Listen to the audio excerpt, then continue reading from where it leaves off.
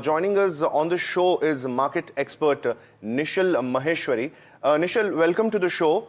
So basically, what are you making of these details? Prima facie, what is your reading from these details? That how is this entire development going to impact the markets when it open on Monday?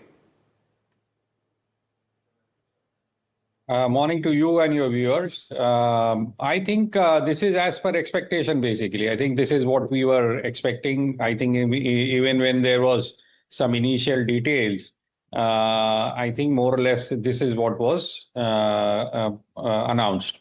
So I do not see any surprises out there. Yes, we need to have some more details as far as the farm products are concerned. But otherwise, I think it's a very, very interesting and a very good deal for India. And even that $500 billion, we are anyway importing almost close to around $45 to $46 billion currently. So scaling it up to 120 billion by the end of the fifth year, I don't think that is a very big challenge. So I think this is a very good deal, especially for taking the trade between the two countries further higher. Right, so it is a done deal when it comes to India and US. And joining us is Peter Maguire, the CEO from AustraliaTrading.com. Good morning, Peter, to you. A very important news flow coming in the early mornings for India. And looking at the overall sentiment in the emerging markets, now we can say that the numbers are completely done. The agreement details, they are also out. And largely, how are you seeing India now? It's already undersold, to be honest, in the EM market by the FIs. Now the interest comes back? Oh, I think so, Sharad. And I think it'll come back quickly. There is no doubt. I mean, when you unpack this agreement, and we've seen this being a protracted episode as far as President Trump and Prime Minister Modi, and you've seen introduction of 50% tariffs and how that was an art of brinkmanship. Then the Russia situation, and now US crude, and naturally I think there'd be Venezuelan crude that'll assist India over the period moving forward. So I think that Trump's agenda is going to be cheaper energy prices, and that's going to be beneficial. I know that there's a bit of a handbrake in the sense with the discount that you were buying Russian crude, that's evaporated, but I feel as though that you'll see structural softness across the crude market. There's the first part. It'll be a growth initiative, and President Trump and Prime Minister Modi working together are going to reignite the fabric of India. And I'm sure that the next 10 years are going to be very, very strong, not only for the local bourse, but the overall general economy when looking at GDP moving forward. Interesting. Nishal, I want to get you on this. The sectors which have largely rebounded already, which we had seen, the announcement, of course, came today. But the Twitter announcements which had started coming in happened last week as well. Food and agri products, they have been included. There are certain names.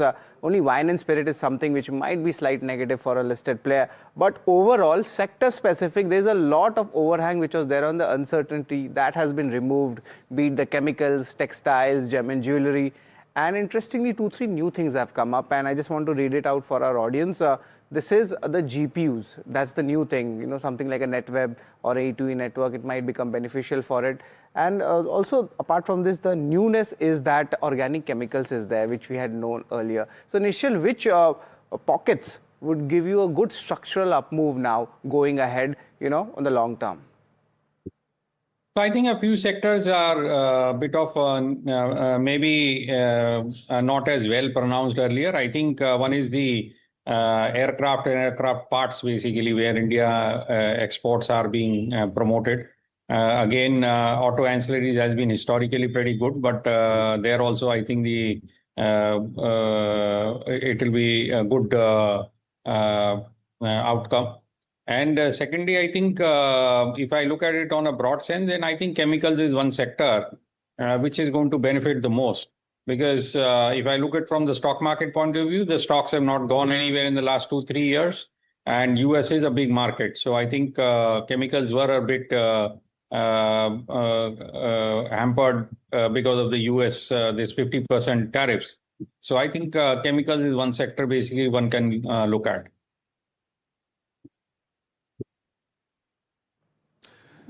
So, Peter, I would like to ask you this, that looking at this trade deal, now, could these easier standards hurt Make in India initiative by India? Because, see, there is a lot of easing when we talk about the details of this entire trade deal. So, Make in India sentiment, are you looking at it getting hurt somewhere?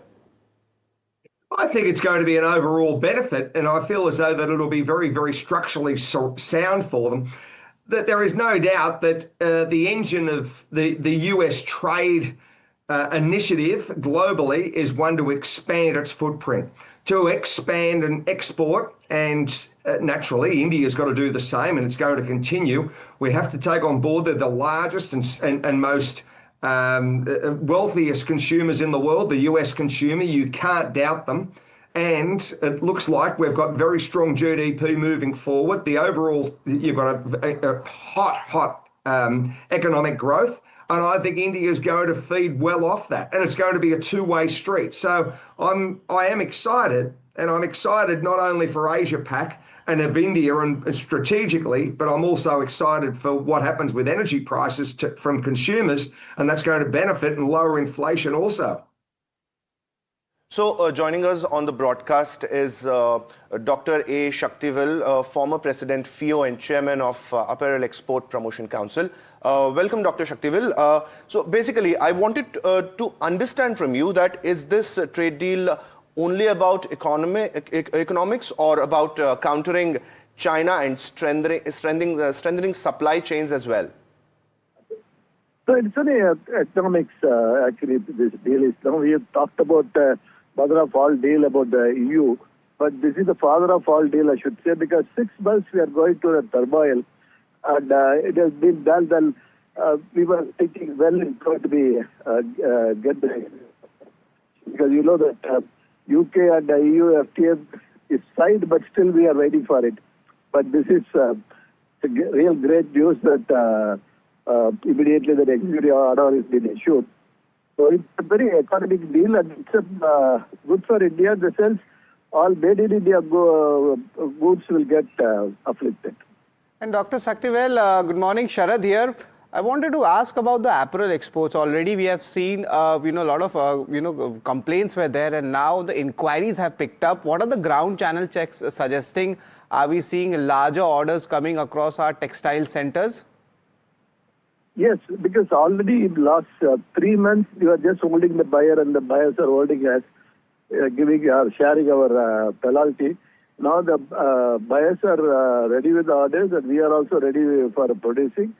So it's a win-win situation for both buyers and as well as for the exporters. All right. Nishal, I also want to get you on this. And Mr. Shaktivel was talking about the exports in the overall, apparel space as well. So now, Nishal, how does this entire space look? Is there going to be like a big change in the supply chain? Because there is, of course, the Bangladesh +1 strategy also playing out, and interest is coming not only from US, but also after the Indian-European trade deal being signed. What are your thoughts on that, Nishal? I think, especially for the apparel sector, I think it's really a very, very strong outlook. So you have got EU trade deal basically, which has happened. And now you are treated at par with your neighbors, basically, as far as EU is concerned. And EU is a second largest market. And then you have the US market also, basically, where you have got a very, very clear advantage over your neighbors, and especially China. So I think we shouldn't be bothered about the other two neighbors, but I think China is one big thing, and that the difference is huge. China is, I think, something like 30% plus, and we are at 18. So that gives a very big advantage to India, basically, in all supply chains. So I think we are back on track, trying to do the China +1, and especially for supply chains, diversification for US from China to other countries. So I think India is playing that role again. So this is a very, very good deal, both EU as well as the US. Both the deals are very, very good.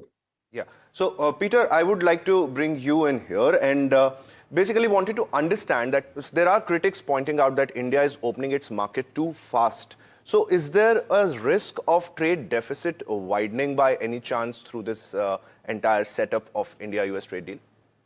Well, yes, it could be interpreted that way, and one needs to be conscious of it from a trade perspective and deficits. But there's also another part of the business, and if you talk to any professor at any business school, they'll tell you the ultimate thing is to get sales. And you need to build your roadmap as far as sales, and it's a competitive landscape when you're talking about the likes of China. You're not playing with second-tier players, you're playing with first-tier, and you've got to outpunch them. And the negotiations and the tactics and the opportunities that have been presented to India, there's going to be points in time that they're going to be underperformance and then overperformance, and that's just the normal business cycle. But I think it's going to be very, very strongly advantageous for the internal engine of India and the youth, the intrinsic value of a deal like this to really support is going to be very, very strong, and that goes through to the fabric of the youth and naturally to the betterment of the country. Peter, I just have a follow-up question on that. We spoke about the trade, that's fair enough, but the energy part is also very much important. The way India is not taking Russia's oil, and now some reports are coming in that from Venezuela also the hard crude is being come to India, and some refining is happening. The entire energy portion of India, they have done really well when you were having a chat with all the countries in the world, and they're balancing it out. Peter, how do you see this important development coming in?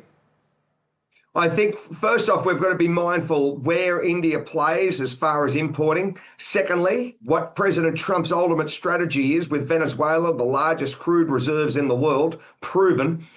And thirdly, what he does as far as increasing the production internally in the US. So all of these points, I think, is going to be a point to an oversupply of crude, cheaper prices moving forward. And I would expect in probably the second half of 26, cheaper energy prices with the global glut that everyone's heralding. So I think that's going to be, first off, beneficial for India. Secondly, it's going to be strong from a strategic standpoint. And the end consumer is going to be, I think, very satisfied with how this plays out. Dr. Saktivel, just wanted to give you the perspective, about the key numbers to look at. Currently, what are the export numbers looking like for the textile industry? And I'm sure your industry must have, made some calculations on the incremental benefits which might come in post this. So if any numbers are there, Doctor, if you could share that with us. So far, our export to US is about 5.25 billion. And thank God, even with this penalty, our export is not down by maybe 1.5% only. Now with this deal, we expect that the immediate increase of 20% within 4 months. Then next year it will be 40% because we have, compared to other countries, we have a raw material strength.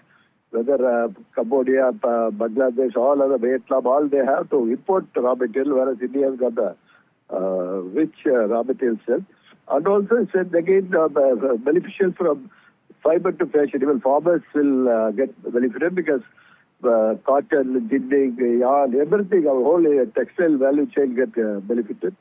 So it's a really, as I said, it's a father of all the deals. So really, it's a good, joyful moment for the textile industry. So from a market perspective, when markets open on Monday, I would like to understand that what are the sectors or stocks that may see an immediate impact, and also from a 6 to 12 month perspective, what are the sectors that investors should be keenly watching at?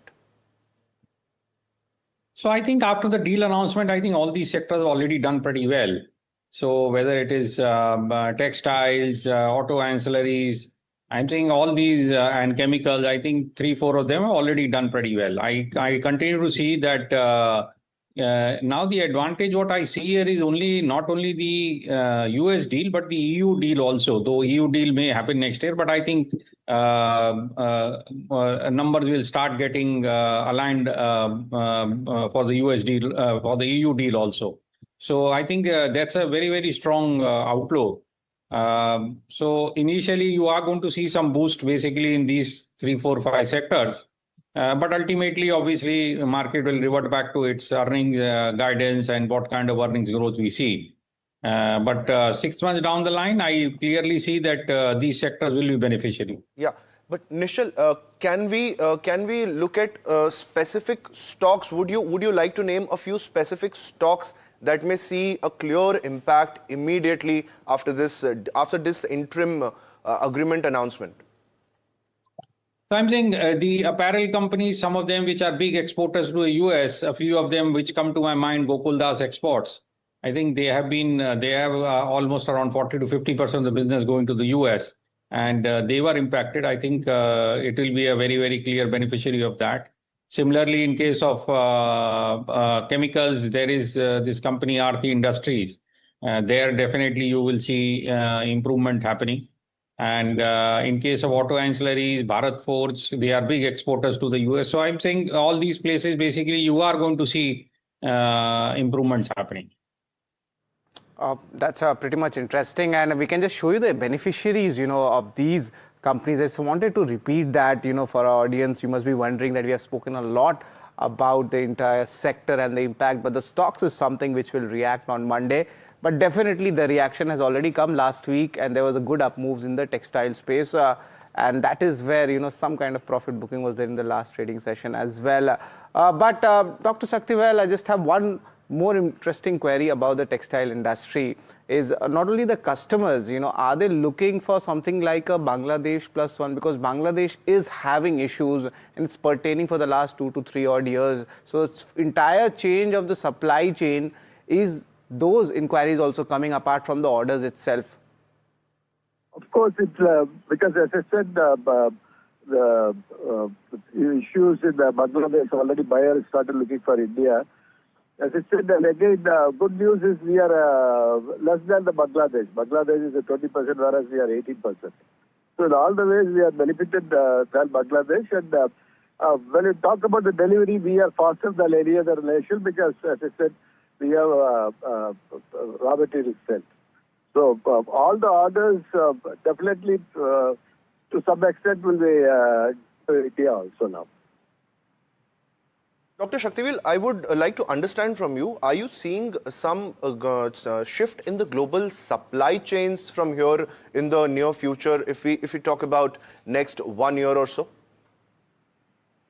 See, of course, I only think that immediately we have a little bit of hurdle of the human resources, because to mobilize human resources is going to the issue. Otherwise, our global chain will be really will have a better performance and better assets.